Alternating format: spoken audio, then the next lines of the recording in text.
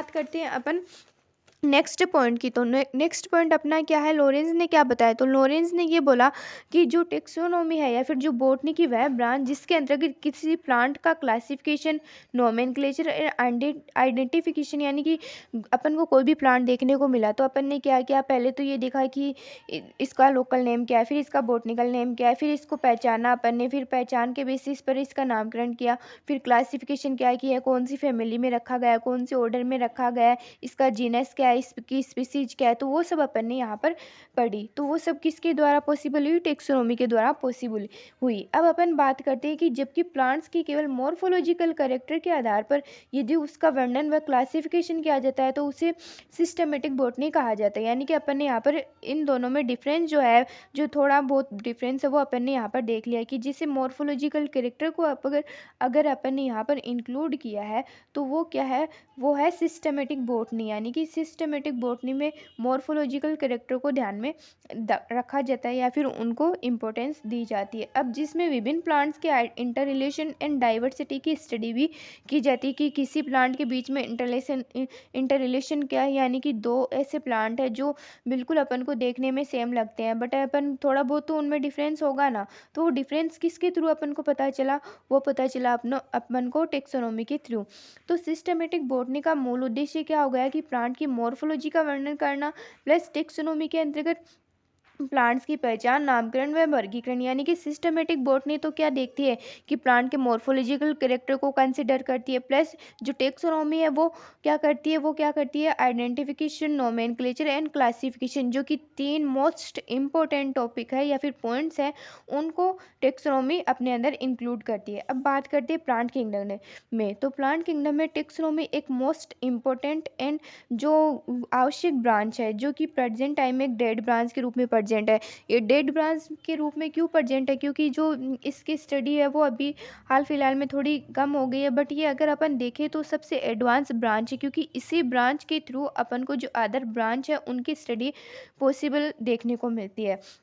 तो किसी भी प्लांट के बेसिक नॉलेज के लिए क्या है, टेक्सोनोमी ही मूल ब्रांच है। जिसे बेसिक नॉलेज कैसे होगा, जिसे अपन ने एल्केलॉइड वगैरह इनकी स्टडी करते हैं तो अपन ये देखते हैं कि इससे कौन कौन से मेडिसिनल प्रॉपर्टीज़ निकलती है। तो अपन पहले ये इसका लोकल नेम पता करेंगे, फिर इसका जो बॉटनिकल नेम है या फिर साइंटिफिक नेम है वो पता करेंगे। देन अपन देखेंगे कि इसके जो फैमिली, ऑर्डर, जीनस वगैरह क्या है, या फिर इसके जो हार्मफुल इफेक्ट कौन से है और या फिर बेनिफिशियल एक्टिविटी कौन सी है। तो वो सब अपन को किसके द्वारा पॉसिबल हुई, तो वो सब अपन को टेक्सोनोमी के द्वारा ही पॉसिबल हुई। इसलिए अपन ने इसको क्या बोला कि किसी भी प्लांट का बेसिक नॉलेज अगर अपन को जानना हो तो वो अपन को टेक्सोनोमी के द्वारा ही पॉसिबल होगा, अदरवाइज अपन को नहीं देखने को मिलेगा। देन अपन देखते हैं कि इसमें किसी प्लांट की उसके बाह्य आकारिक लक्षणों के आधार पर कलेक्ट किया जाता है। जैसे अपन ने कोई बाहर अपन फील्ड में गए तो अपन ने किसी भी प्लांट को कलेक्ट किया तो अपन ने उसकी जो आउटर जो मॉर्फोलॉजिकल कैरेक्टर थे उनको देखकर अपन ने उसको कलेक्ट कर लिया। देन अपन जाएंगे लेबोरेटरी या फिर वहाँ पर अपन देखेंगे कि पहले तो अपन उसका लोकल नेम अपन ने पता कर लिया, लोकल नेम के थ्रू अपन देखते हैं कि इसका बॉटनिकल नेम क्या है, वो भी अपन को पता लग गया। फिर अपन देखते हैं इसकी फैमिली क्या है, कि कौन सी फैमिली के अंदर इसको रखा गया है, इसका जीनस क्या है, इसका ऑर्डर क्या है, कौन से किंगडम में रखा गया है, कौन सा, ये सब अपन देखते हैं। तो इसके अंतर्गत स्पीसी, जीनस एंड फैमिली एक्सेट्रा की भी पहचान अपन को हो जाती है। देन अपन देखते हैं कि इसमें जो विभिन्न लक्षणों के आधार पर प्लांट के विकासीय प्रक्रम का अध्ययन किया जाता है। यानी कि जो प्लांट के जो डेवलपमेंट के दौरान कौन कौन से चेंजेस जो हुए वो सभी अपन को टेक्सोनोमी के थ्रू पॉसिबल देखने को मिलते हैं। और कौन सी लक्षण प्रिमिटिव है, कौन से कैरेक्टर एडवांस है, वो सब भी टेक्सोनोमी के द्वारा ही पॉसिबल है और अन्य ब्रांच के द्वारा पॉसिबल नहीं है। तो टेक्सोनोमी क्या हो गई, टेक्सोनोमी एक मोस्ट इम्पोर्टेंट ब्रांच होगी। भले ही अपन ने इसको डेड ब्रांच बोल दिया, क्योंकि डेड ब्रांच इसलिए बोला क्योंकि प्रेजेंट टाइम में इसका जो यूज़ है वो अपन को कम देखने को मिलता है, या फिर इसकी जो स्टडी है वो अभी कम हो रही है, बट ये मोस्ट इम्पोर्टेंट एडवांस ब्रांच के रूप में है, क्योंकि इसी के द्वारा जो अदर ब्रांच की स्टडी है वो अपन कर सकते हैं, अदरवाइज अपन नहीं कर सकते।